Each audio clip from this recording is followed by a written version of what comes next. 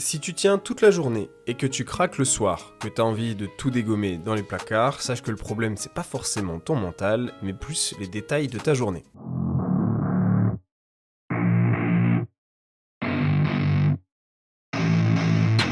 Je vais t'expliquer aujourd'hui pourquoi ça te fait péter un câble des fois, ou pourquoi tout simplement t'as faim le soir.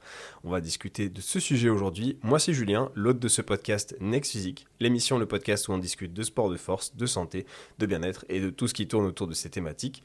Comme d'habitude, je vous accueille pour ce podcast fitness. En ce moment, on démarre un arc nutrition ensemble, donc on l'avait un peu entamé avec l'épisode sur le volume alimentaire, la réduction du volume alimentaire pour sécher plus facilement.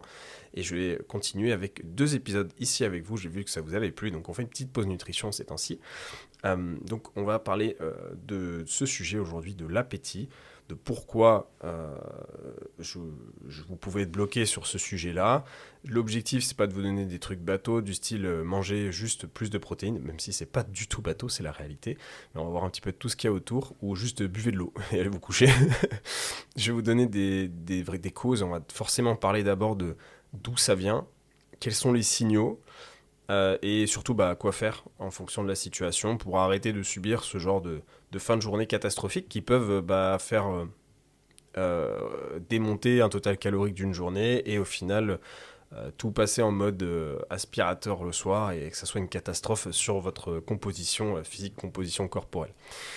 Alors c'est un sujet énorme parce que y a plein de gens qui croient que ça peut être ou qui le ressentent comme être indiscipliné, de pas avoir de volonté, alors qu'en réalité c'est pas forcément ça le sujet, c'est surtout un problème de structure souvent sur les journées qui pousse les gens ou qui les pousse en tout cas à finir tous les soirs à être fatigués, affamés, frustrés, c'est la fin de journée, j'en ai marre, à vouloir chercher un plaisir rapide. Bref, ils sont réceptifs à ces moments-là, à ce qui est gras, à ce qui est sucré, à ce qui est dense, à ce qui est réconfortant et ce qui est facile à consommer. Et je pense qu'on a tous eu, à un moment donné, ce genre de plaisir, moi y compris, je suis un des premiers concernés. Et aujourd'hui, on va faire simple. L'objectif, c'est que je vous donne les causes. Je vous explique un petit peu qu'est-ce qui nous amène à avoir cette faim du soir, cet appétit du soir. Et à chaque fois, on va voir ce que ça veut dire vraiment, comment on peut le reconnaître, qu'est-ce que vous pouvez faire à la place, bien sûr. Et ça vous donnera un petit protocole à appliquer en fonction de vos journées. D'ici la fin de l'épisode, vous aurez normalement à peu près tout ce qui vous permet de calmer le jeu et d'éviter de ruiner vos résultats, ou de ruiner votre sensation et vos sentiments mentaux vis-à-vis de situations comme ça, de fin nocturne, on va dire. Alors tout d'abord, je veux faire une mise au point importante sur ce départ d'épisode, puisque il faut clarifier un truc, c'est qu'avoir faim le soir, avoir de l'appétit, c'est pas forcément un problème. Oui, c'est pas forcément un problème. Pourquoi ? Parce que déjà, il y a les situations de déficit calorique. C'est ceux qui cherchent à perdre du poids, perdre du gras. Et si vous entraînez, si vous avez une dépense calorique qui est importante, si vous avez une grosse journée, il est normal qu'en fin de journée, le soir, il y ait une envie de manger. Il y a un appétit qui soit présent, qui soit creusé, il y a cette sensation de faim. Et pour beaucoup de gens dans le commun des mortels, on s'entraîne en fin de journée après le boulot. Et c'est normal que du coup, après cet entraînement, on ait faim. Le problème, c'est pas forcément cette faim, cet appétit. Le problème, c'est quand la faim, ça devient un vecteur qui soit incontrôlable, émotionnel, obsessionnel, ou que ça te fait exploser complètement, au final, tout simplement ta structure de la journée et que tu n'arrives pas à ton objectif final. En gros, c'est pas trop le j'ai faim, je mange. C'est plus j'ai l'impression que si je commence, je m'arrête plus. Voilà, ce qu'il faut retenir, c'est d'abord sur ce premier point que je voulais vous donner, c'est de pas. Ce problème, c'est pas d'avoir faim le soir. Le problème, c'est quand la fin du soir prend le volant et c'est la fiesta dans la ville. Donc le problème numéro 1, cause numéro 1, ce qui vous amène à cette situation, c'est que vous arrivez souvent au soir trop vide. Alors potentiellement avec ce qu'on a dit, les événements précédents de la journée, et la première cause, la plus simple, et souvent beaucoup de gens ne veulent pas l'admettre, c'est que le soir, il arrive et vous êtes trop creusé. Il y a trop de retard sur la journée, donc j'ai envie de tout dégommer. Tu t'es levé peut-être le matin, t'as bu un café, t'as tenu. Super, t'as pas mangé. Puis t'as mangé le truc léger à midi, t'as mangé une salade, César, un truc comme ça. faut être sage, faut être propre, parce que là, en ce moment, j'y arrive pas, là, il faut faire des efforts. Et puis après, vous arrivez, vous faites une séance en fin d'après-midi, vous avez peut-être marché pour rentrer, vous avez bossé, vous avez géré des trucs, il y avait une fatigue mentale de la journée, vous en avez marre, et à 20h, ton cerveau, il réclame une réparation immédiate, quoi. C'est bon, la voiture, elle est assez cassée, s'il te plaît, fais un effort. Et le corps, il est très fort pour encaisser pendant quelques heures, mais pas ad vitam aeternam. Et tu peux le conditionner, mais ça reste très difficile. Et quand tu combines une journée très basse en calories, parce que là je vous donne un exemple qui est hyper commun, c'est les salades Sodebo là, que les gens ils achètent. C'est pas très dense en termes de calories finalement, c'est plus calorique que ce que ça en a l'air. Oui, plus un café le matin, je suis à jeun, à la limite j'ai mangé un petit pain parce que les collègues ils l'ont ramené. On est sur un total calorique qui est très faible, mais surtout une nutrition qui est pas hyper adaptée, pas de glucides, pas vraiment de féculents, etc. On a des repas qui sont trop petits, on a des calories trop basses, on a dit, sur la journée, peut-être un entraînement au milieu de tout ça sur certains jours, et bref, le soir, il n'y a plus de contrôle, quoi. Donc la fin du soir, c'est souvent un problème de structure. C'est souvent lié à une journée qui est sous-alimentée. Et comment on peut reconnaître un peu si on est dans cette cause? Souvent, c'est parce que le soir, c'est j'avais pas faim avant 18h, dès que je mange, j'ai envie de continuer et c'est incessant. J'ai envie de trucs très denses, très plaisir, alors que j'ai déjà mangé. Il y a de fortes chances que tu sois juste arrivé trop vide à ce moment-là. Et ce que tu peux faire à la place, c'est un peu tout dans le titre, mais il faut qu'on le dise. Ce que tu cherches, c'est pas forcément à être fort mentalement. Tu cherches à déplacer ton énergie plus tôt dans la journée pour éviter de te retrouver complètement sur le bord de la route à fin de journée. Donc t'as pas besoin d'une révolution dans ton alimentation. T'as besoin de décaler des calories plus tôt dans la journée. Donc parfois le simple fait d'ajouter un vrai petit-déj, comme on l'a dit, pas forcément un vrai petit-déj, mais au moins un vrai déjeuner, ou une collation protéinée, des glucides dans l'après-midi, ça change complètement ta faim du soir, parce que tu as décalé de l'énergie plus tôt. Certes, ça paraît contre-intuitif, tu dis oui, mais je mange plus qu'avant. Oui, mais tu manges plus qu'avant plus tôt, pas plus tard, quand c'est trop tard. Et du coup, si tu craques tous les soirs, la première question, c'est pas comment résister. La première question, c'est comment je peux changer ma journée plus tôt pour éviter que le plus tard devienne n'importe quoi.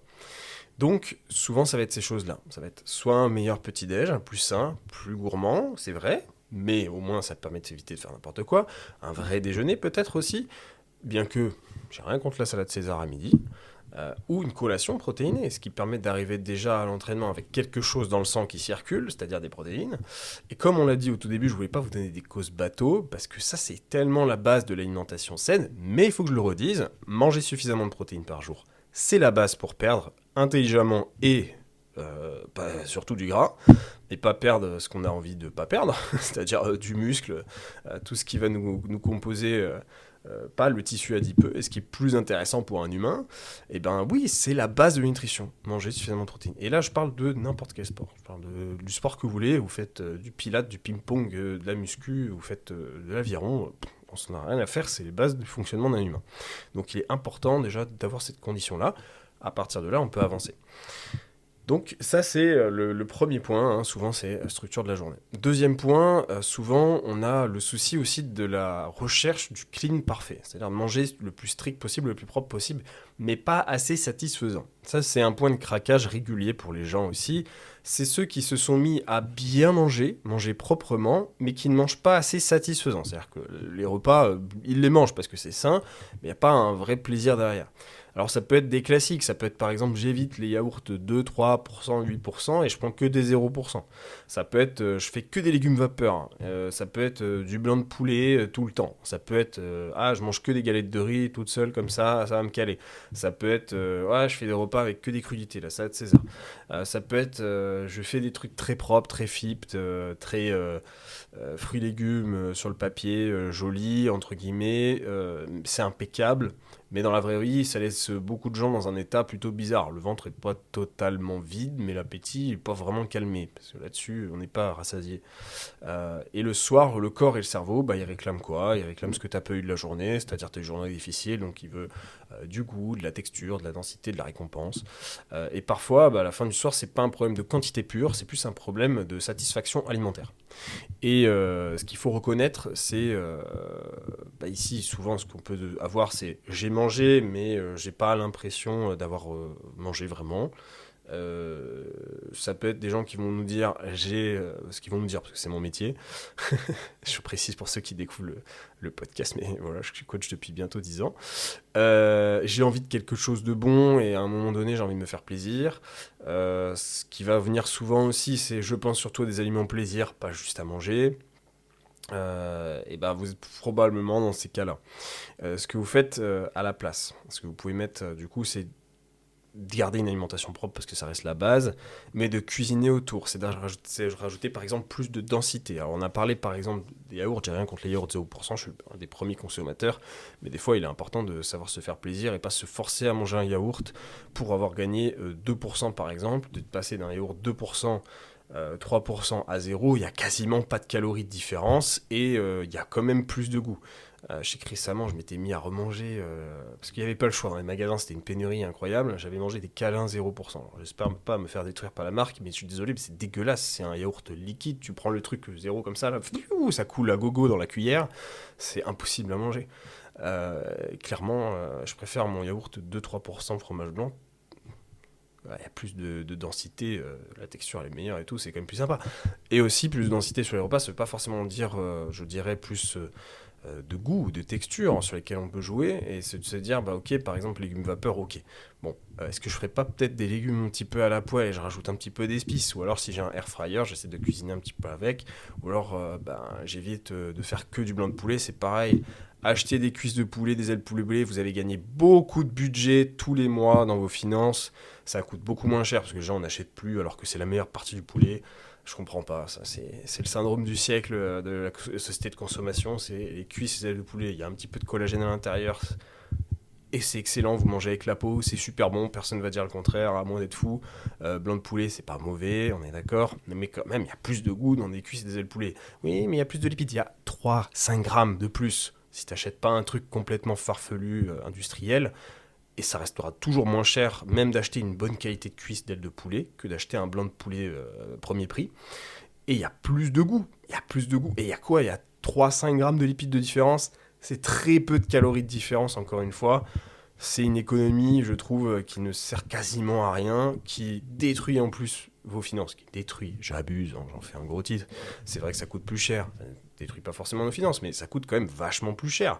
Quand on en consomme pas mal dans la semaine du poulet, je suis désolé, les cuisses de poulet, mais ça écrase tous les jours le blanc de poulet. Hein. Bon, ceci étant, pause, je détruis des aliments là. Câlin poulet, c'est fait. Voilà, l'idée c'est d'apporter un peu plus de goût dans ces aliments. Et s'il y a un truc, vous vous dites, ah, ça n'a pas trop de goût, bah alors faut le travailler. Il faut pas rester sur ça parce que ça vous apporte rien et plus de frustration et d'envie de manger quelque chose à côté. Ok, donc on réfléchit un petit peu à ce qu'on mange. On dirait, est-ce que ce truc c'est vraiment bien? Ensuite, ce qu'on va reconnaître aussi. C'est oui, c'est la texture, le goût, les épices que je disais, un petit peu salé aussi. Souvent les gens ils oublient de saler. Le truc régulier, c'est qu'ils se mettent à manger sain, ils ne salent plus assez les repas. Or, le sodium, c'est un vecteur de performance, c'est un vecteur de résultat. Ça reste humainement très important d'avoir suffisamment de sodium. Bien sûr, pour les gens qui mangent un peu transformé, qui mangent des choses, des aliments industriels, ne faites pas ça. C'est-à-dire que vous avez assez de sel, parce que vous mangez industriel. Mais pour ceux qui mangent 100% clean, qui font du fait maison, il faut saler vos plats. Le match, il est là. D'accord. Donc, je vous donne un exemple très simple. Un déjeuner ultra fit, entre guillemets, fit clean, qui te laisse vide, c'est souvent pire qu'un déjeuner où tu avais un peu plus de danse et que ça te calme vraiment. Petit exemple.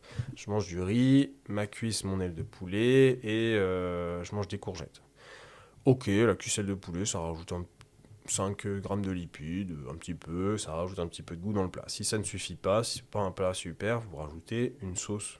Vous pouvez faire des sauces faibles en calories, des sauces un peu plus élevées en calories, par exemple du pesto. C'est très sain, c'est très intéressant en termes de lipides, et ça vous évitera de vous dire ce plat n'a pas de saveur. Donc là, c'était notre cause numéro 2. Cause numéro 3, c'est la vitesse des repas.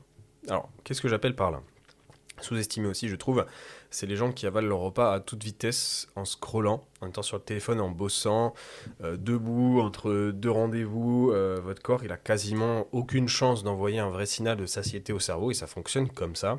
C'est pour ça qu'il y a des tips que je rappelle souvent, c'est d'utiliser des petites cuillères, de ne pas utiliser des assiettes beaucoup trop grandes par rapport à la taille du repas.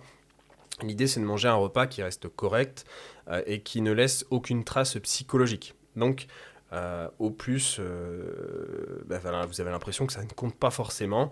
Le soir, tu t'arrêtes un peu, ton cerveau, il rattrape le tout, il dit « Ok, bah là, je suis en train de manger ». Alors, ça paraît un peu bizarre dit comme ça, mais c'est vraiment ainsi qu'on fonctionne. Et il est important d'essayer de conscientiser son repas. Vous pouvez essayer de faire quelque chose en même temps, mais il faut essayer de se concentrer sur le repas quand même. Et c'est vrai que des fois, on a envie de faire des écrans, on est baigné dans les écrans de nos jours, il y a des choses, entre guillemets, qu'on a envie de regarder, des séries, etc. Mais il faut être conscient que lorsqu'on fait ça, et oui, souvent le série et tout, on le regarde le soir, lorsqu'on fait ça, on ne donne pas assez de signal de satiété à son repas. Donc c'est important de se concentrer dessus. L'idée, et ce dans lequel vous pouvez vous reconnaître, hein, les petites reconnaissances de cause, c'est je finis mon repas en presque moins de 5 minutes ou 5 minutes. Je finis mon repas super vite. J'ai pas assez mâché, j'ai été beaucoup trop vite. Vous vous souvenez presque pas d'avoir mangé. Vous mangez souvent devant un écran tout simplement, ou entre deux trucs. Exemple de réunion, vite fait, hop là, et c'est reparti. Alors oui, ça peut jouer un rôle énorme. T'as pas besoin de faire de la pleine conscience exotique, hein, un truc de fou sur ton repas. Juste, en fait, tu peux parler en même temps, faire un truc à l'ancienne où tu parles avec ta compagne, tu parles avec tes enfants, etc. Il n'y a pas un truc devant la télé. Bref, l'idée, c'est de s'asseoir 10, 15 minutes, 20 minutes, mais vraiment prendre le temps de faire un repas. On a des pauses déjeuner en France qui sont imposées d'une certaine durée. Si vous faites 5 minutes de manger et je sais pas 55 minutes de pause après, il y a un truc qui va pas. Même si c'est au boulot, je suis désolé, on n'a pas forcément envie de parler avec le collègue, mais au moins essayer de conscientiser le repas. Commencez par des bouchées plus lentes, faites une pause à mi-repas, buvez un coup, buvez de l'eau à la fin ou pendant le repas, ça suffit déjà à envoyer du signal à son cerveau. Point suivant, c'est des journées stressantes et le soir, ça devient un peu un exécutoire. Pour certains, exécutoire, c'est la salle de sport et tout va bien.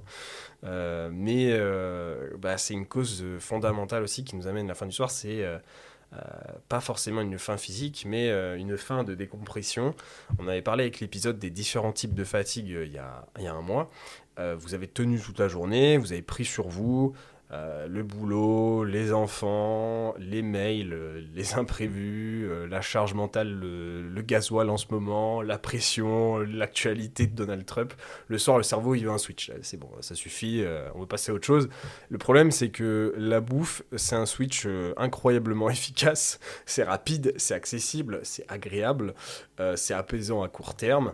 Beaucoup de gens ne mangent pas le soir, je dirais uniquement parce qu'ils ont faim, ils mangent aussi parce qu'ils veulent sortir de la tension quotidienne et de ce stress accumulé, des niveaux de cortisol importants. Et si la fin du soir, c'est surtout sur vos jours stressants, sur des jours émotionnellement plus lourds, des jours où vous n'avez pas eu de minutes pour vous, alors la bouffe, ça peut devenir votre premier bouton off et merci, ouf, on arrête la machine. Et du coup, l'idée pour mieux gérer ça et pour éviter ce type de situation, bon, c'est pas hyper cool, mais le premier point, c'est de corriger le problème à la source. Il y a des trucs qui apportent beaucoup de stress, il faut travailler sur ces éléments-là. Si c'est vraiment impossible, on va chercher du second plan. Mais c'est vrai que si, admettons, il y a une chose qui se passe mal dans votre vie, le plus simple, c'est de corriger le problème à la source. Après, voilà, je suis pas Macron qui va vous dire de traverser la rue pour retrouver un nouveau job, mais je vais essayer de vous donner des tips à côté. 10 minutes de marche, ça aide à s'apaiser au niveau du cerveau, de se dire ok, sur les moments stressants, je rentre du travail, etc. Essayez de marcher plutôt que de retourner et de faire que de la voiture et d'avoir vécu que les bouchons par exemple. Ou alors je sors de ma voiture chez moi, je me gare et là je fais un petit tour à pied et après je rentre. Ou alors je fais un petit truc chez moi, je fais ma séance, etc. Je marche un peu à pied. 10 minutes, je dis 10 minutes, mais passe un petit peu de temps sous la douche, ça permet de décompresser. J'ai pas envie de dire passer trop de temps non plus, je suis le premier à y passer très peu de temps parce que j'ai pas envie de consommer trop d'eau, mais ça marche. 5 minutes dehors, comme je disais, prendre l'air tout simplement. Là, on commence à avoir un petit peu plus de soleil, ça fait plaisir. Passer un appel, décompresser un petit peu, parler avec quelqu'un, ça aide. Un petit rituel sans d'écran, comme ça, là. Voilà, comme je vous l'ai dit, tous les exemples que je viens de vous donner, c'est pas d'écran. Un petit peu de temps avec un podcast, allez marcher, faire un tour, écouter un petit podcast comme Next Music. Et pensez à mettre un like, une note, à vous abonner si ça vous plaît, ça nous aide énormément. Merci à ceux qui le font. Mais bref, l'idée c'est de séparer la fin de la journée. Juste à s'asseoir, respirer, prendre le temps. Point suivant, c'est la rigidité dans la journée. Parfois vous êtes trop rigide sur votre journée. Vous vous dites, pas de sucre, pas de pain, pas d'écart. Je dois être parfait. Je me rattraperai ce soir avec un repas propre. Pour certains, c'est l'inverse aussi. J'ai mangé à midi une pizza avec le taf. On a fait une petite sortie entre collègues. On a été manger sushi, je sais pas quoi. Le soir, c'est propre. C'est salade, poulet, au lit.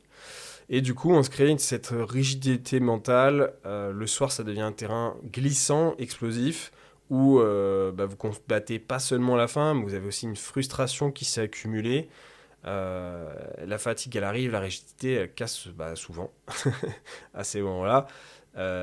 On peut reconnaître un peu ce type de discours-là que je viens de citer. J'ai été parfait toute la journée, puis j'ai craqué. Je voulais tenir, mais j'ai explosé. Dès que je commence un aliment plaisir, je perds le contrôle.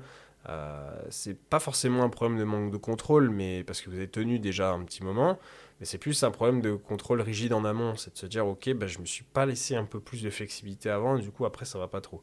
Donc rends ton alimentation un peu plus respirable, plus tôt. Ça c'est un point qu'on avait donné tout à l'heure. Tu gardes de la structure, comme j'avais dit, et je vous l'ai conseillé, mais on arrête de construire un peu une cocotte minute.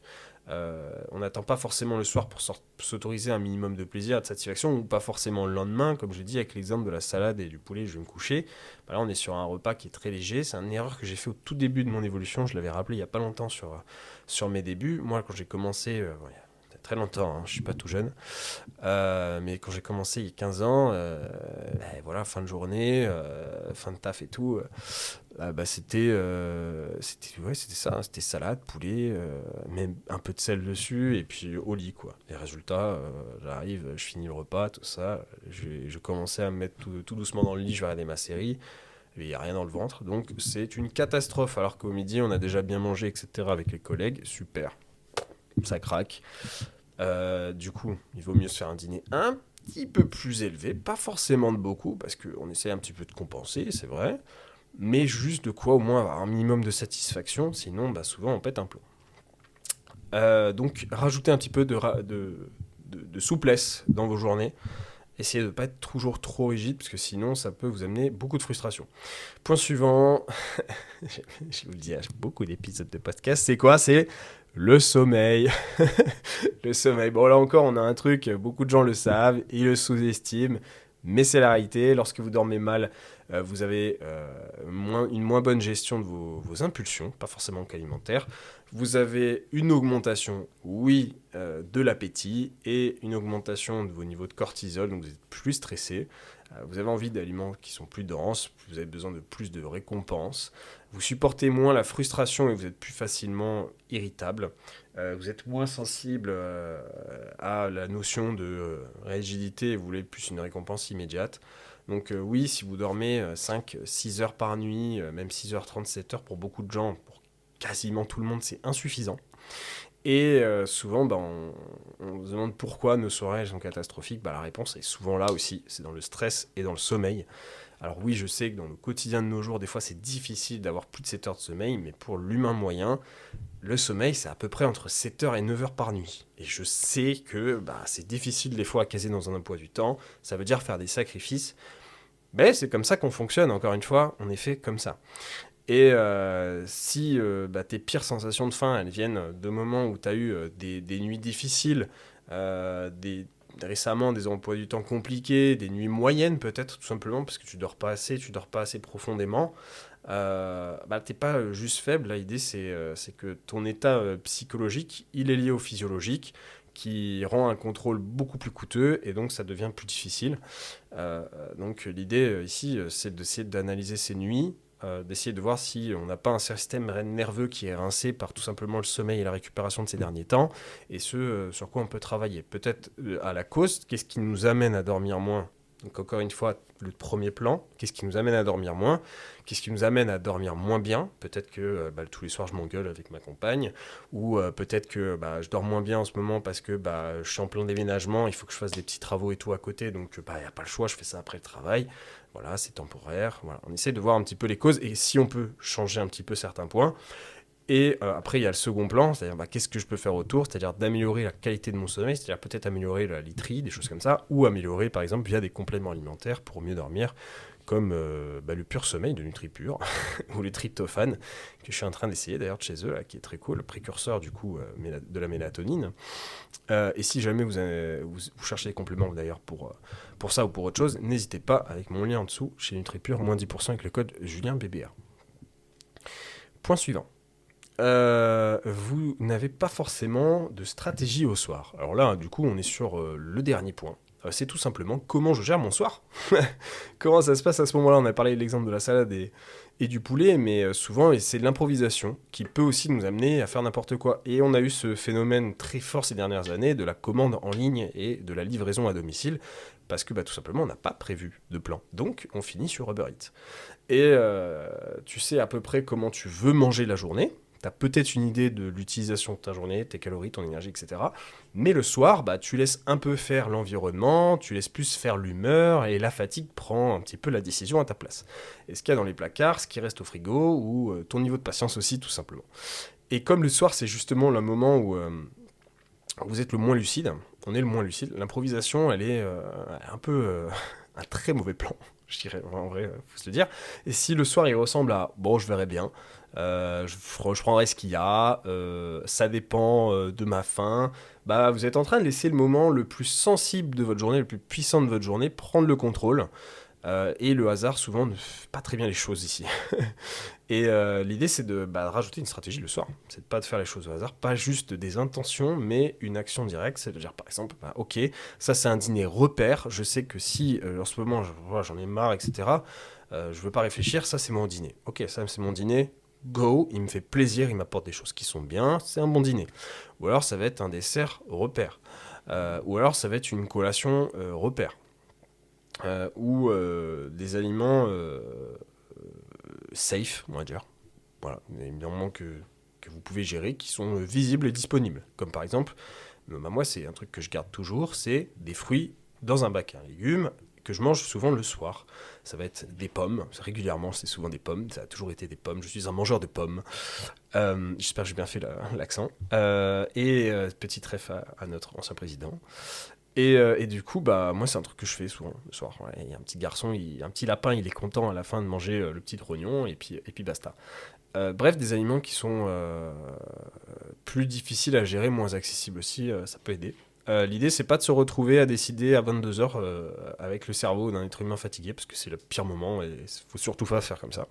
Donc, voici ce que je vous conseille. Petit tips aussi, que moi j'utilise depuis quelques temps. 4 soirs par semaine, je fais des repas et l'eau fraîche. C'est pas du tout un placement de produit. C'est parce que c'est un truc que j'ai choisi de faire. Alors j'ai eu un placement de produit avec eux, mais il y a un moment. Aujourd'hui, je n'y gagne rien, à vous le dire. Mais moi, j'ai continué. Je fais toujours 4 repas dans la semaine parce que, en fait, pour ces moments-là où je veux pas réfléchir, c'est cool. Je sors mon sachet du frigo, je prépare la recette qui est faite pour ce sachet, et c'est parti. Voilà. Ça fait un petit moment convivial, cuisine à la maison. Alors, bien sûr, je cuisine à côté, mais ça fait un petit moment de cuisine tout simplement autour de la recette qui est préparée, que j'ai choisie en ligne à chaque fois. Chaque semaine, on choisit notre recette. Je reçois ma recette, je la prépare, etc. Ça me fait un repas qui est gourmand, qui est sain, parce que je l'ai choisi. Il y a des trucs intéressants à l'intérieur. Ils font que des repas en vrai qui sont très intéressants. Et voilà. 4 soirs par semaine. En général, les soirs où je suis pris comme ça mentalement, c'est simple, c'est efficace. Je vous le conseille, franchement. Si vous voulez, je vous mets un petit lien de parrainage, mais c'est pas vraiment un... Voilà, je suis pas rémunéré, etc. Mais bon, ça vous fera quand même, j'imagine, ça dépend des trucs du moment, mais ça vous fera une promotion en fonction de la période, parce qu'il y a toujours un truc chez eux. Donc voilà, je vous mets ça en description si jamais. Je trouve que c'est un petit peu un sauve-tout. Ça me sauve. Si on peut mettre en place un protocole efficace dès aujourd'hui que je vous conseille. Voilà, c'était un petit peu la petite partie fin de l'épisode où je vais vous donner un petit peu un truc utile à garder, qui résume aussi ce qu'on a dit aujourd'hui. C'est petite pause express pour te dire que ce podcast est réalisable grâce à mes suivis personnalisés, que ce soit en entraînement, en nutrition, à l'ancienne comme mon premier métier, ou alors les deux en suivi complet. Pour en savoir plus, si ça t'intéresse, si tu as besoin d'aide, n'hésite pas à aller regarder la description. Et sur ce, je vous souhaite une bonne écoute. De faire d'abord en première étape, de vérifier si vous n'arrivez pas trop vide en fin de journée. Demandez-vous, est-ce que vous avez assez mangé ? Est-ce que vous avez au moins des vrais temps alimentaires, des vrais moments alimentaires ? Est-ce que j'ai eu assez de protéines, assez de glucides, un féculent pour me caler à un moment donné ? Étape 2, faites un vrai dîner, faites un vrai repas pour la fin de journée, pas juste un truc vite fait, je mange léger et ça ira bien. Voilà, des protéines, des glucides, des féculents parce que ça nous aide à bien dormir, ça je l'ai oublié tout à l'heure mais très important. Un peu de volume alimentaire quand même, pas un repas trop petit en termes de volume, d'assiette globale et du goût, surtout du goût. Prochaine étape, si on peut mettre une troisième étape, ça serait de prévoir la suite. C'est de se dire, ok, il y a quoi après ? Ça peut être un petit dessert, pas forcément grand chose. C'est un truc que je fais beaucoup avec ceux qui me demandent des plans alimentaires, tout simplement en suivi nutrition. Mais c'est un petit dessert, juste histoire de se dire, ok, j'ai un petit truc après. Ça peut être du skyr et un fruit, ça peut être un fromage blanc et un petit peu de céréales, ça peut être un shaker, un fruit, un yaourt à la grecque et un petit peu de chocolat noir. Voilà, quelque chose de simple, borné, satisfaisant et qui nous permet de terminer le repas correctement. Ensuite, on essaie de se créer un peu un sas. Alors, voilà, ça va parler qu'aux gens qui sont en société, ça, qui travaillent dans les bureaux. Pas forcément, mais voilà. C'est quoi l'idée derrière ça ? C'est avant de repartir manger, parce que oui... je vais essayer de poser un petit peu 10 minutes, c'est peut-être je vais faire un petit tour à pied, peut-être je bois un petit peu d'eau, je sors de la cuisine et je me dis ok, est-ce que j'ai juste faim ou est-ce que j'ai juste besoin de redescendre un peu la pression ? Comme ça on évite de craquer. Et étape 5, observe et moralisez pas trop. Il y a souvent plus de l'observation à faire comme on l'a fait aujourd'hui avec tous ces cas de figure que de la morale et de se dire je suis une mauvaise personne, c'est de ma faute, etc. Non, souvent, c'est plus, on l'a vu, quasiment toujours, des points qui nous amènent à cette situation-là. Donc, si on peut aussi donner des erreurs absolues, je dirais, aujourd'hui, 3 erreurs absolues qu'on a vues, mais qui reviennent comme très très souvent, que j'ai vues dans quasiment tous mes suivis. Je suis bientôt à 1 millier de suivis depuis toutes ces années. Répondre à la fin du soir par la rigidité. Ça, c'est le pire moyen de se punir et de faire n'importe quoi. Erreur hyper courante, c'est de vouloir supprimer la faim au lieu de la comprendre. C'est de se dire, le but, c'est de jamais avoir faim. Le but, c'est de faire en sorte que la faim, elle soit gérable, lisible et proportionnée. Voilà, parce que la faim, elle va être présente, surtout sur certains objectifs, comme on l'a vu au tout début de l'épisode, comme les déficits caloriques. Croire qu'il y a un seul hack qui va tout régler, c'est faux. Souvent, il y a plusieurs trucs. Ça peut être plusieurs points qu'on a vu aujourd'hui. Peut-être que c'est votre cas et vous avez peut-être vu des trucs aujourd'hui avec nous. N'hésitez pas encore une fois à liker et commenter, ça nous aide énormément. Si je vous ai aidé, je vous laisse nous aider en retour sur le podcast.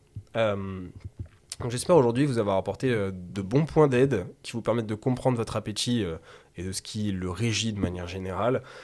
Si cet épisode vous a parlé, n'hésitez pas aussi à faire un petit retour en commentaire. Ça aide énormément l'épisode, mais ça nous permet aussi de nous aider entre nous. Et souvent, il y a des commentaires qui peuvent aider d'autres personnes. Et si vous voulez, on se fera une autre partie nutrition la semaine prochaine avec un autre point. J'ai eu pas mal de questions encore récemment sur le métabolisme, donc je pense que ça peut être un bon petit sujet de revenir dessus là, sur le métabolisme. Si vous avez des questions sur ce sujet, n'hésitez pas à les poser en commentaire. J'essaierai d'y répondre pour le prochain épisode. Moi, je vous dis à bientôt. C'était Julien. Hey! Tu as bien écouté ce podcast? J'espère qu'il t'a plu. C'est Julien, je suis créateur du podcast Next Physique, mais aussi coach depuis de nombreuses années. Avec un bon développement depuis 5 ans maintenant, j'ai pu aider des centaines de personnes à se transformer physiquement, mentalement et devenir la meilleure version d'eux-mêmes. À l'origine, je dirigeais une équipe qui s'appelle MFT, Misfit Tidings. On souhaitait réunir les meilleurs conseils et spécialistes afin d'obtenir un quotidien optimisé et devenir un vrai athlète, à sa façon.